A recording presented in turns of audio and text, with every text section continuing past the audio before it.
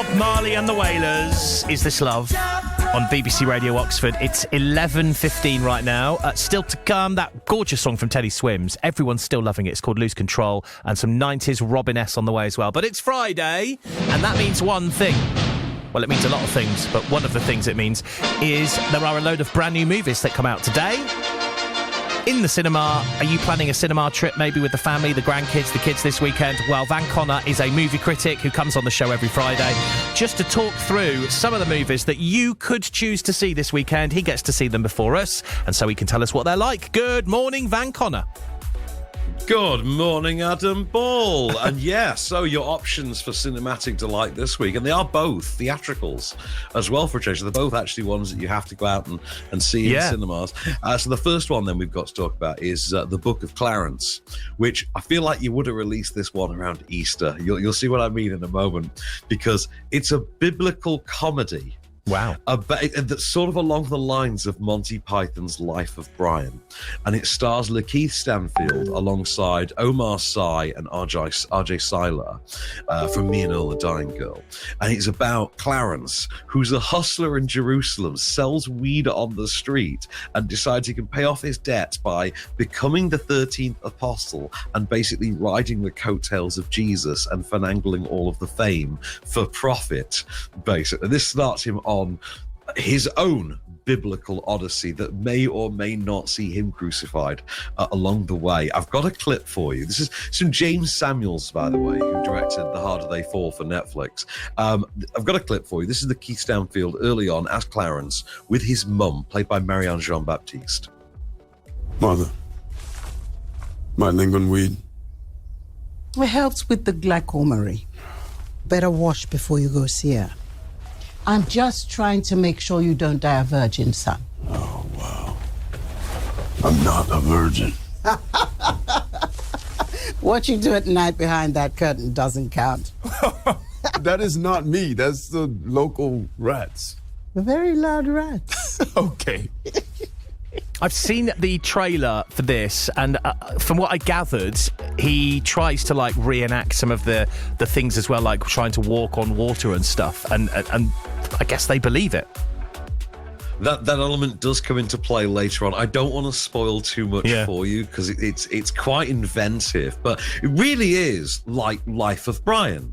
It's like James Samuel's largely black cast version of Life of Brian, adjusted for cultural inflation as well, and offering a new take on that. And it's really fun and subversive and plays with the tropes of a biblical epic. Rather like a biblical epic, though, it's a bit too long. Because on 2 hours, 9 minutes, and you could have lopped like a good half hour out of this for me.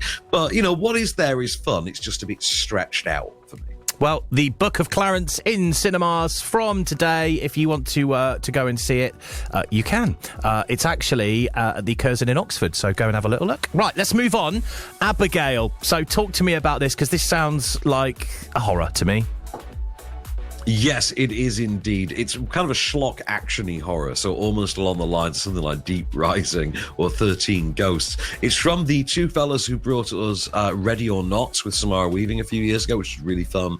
And then I think the most recent two Scream movies as well, which is notable because those movies until recently starred Melissa Barrera, who is sort of the audience POV / de facto lead here as well.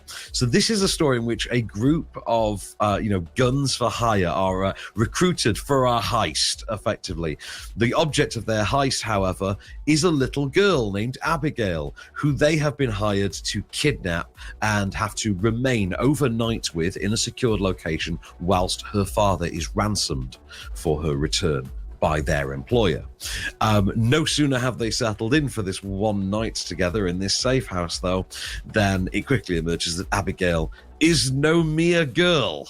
And she is, let's just say, more than a little bloodthirsty. I've got a clip for you. This is the gang settling into the gig. Who's the girl? You don't need to know her name. I don't care about her name. Whose kid is she? A very wealthy man who's about to be $50 million poorer. Look, you're safe here. And to be completely certain that you can't be tracked, I'm going to collect your cell phones. Nobody's tracking me. I'm not taking any chances. Give him over. In the bag. 1 second, I just gotta send this real quick. Thank you. Just okay. Are there any notable actors or actresses in this movie? Yeah, so you've got Dan Stevens in there. He's a member of the crew. Catherine Newton, you could hear in the clip. So Dan Stevens is kind of the grizzled de facto leader type. Catherine Newton is the fun, quippy tech nerd one as well. And there's various different members who serve different functions. And they're a very fun core group. And it's very much a sort of throwback to something like, I don't know, John Carpenter's Vampires or Ghosts of Mars. There's a very John Carpenter-like quality to the team. And the movie feels, at least early on, like a mashup of Bad Times at the El Royale or something like that with a late 90s John Carpenter movie, late 90s, early 2000s trash Carpenter movie. And it's a lot of fun. As a result, there's some good fun to be had. There's some inventive deaths. There's some great gore effects. Really earns its 18 rating on this one. And Abigail herself is kind of a quietly iconic character in perhaps maybe not the way that Megan was, but maybe the little girl from Orphan was at the same time. It sounds like we've got two really decent movies that we could go and watch this weekend then, Van. Fun. You've definitely got some fun to be had at the movies this weekend. I would argue Book of Clarence is more of a Sunday afternoon one, though, given its biblical epic kind of thing. Well, there you go. And if you fancy seeing Abigail, it's in cinemas from today and it's being shown at View and Curzon in Oxford.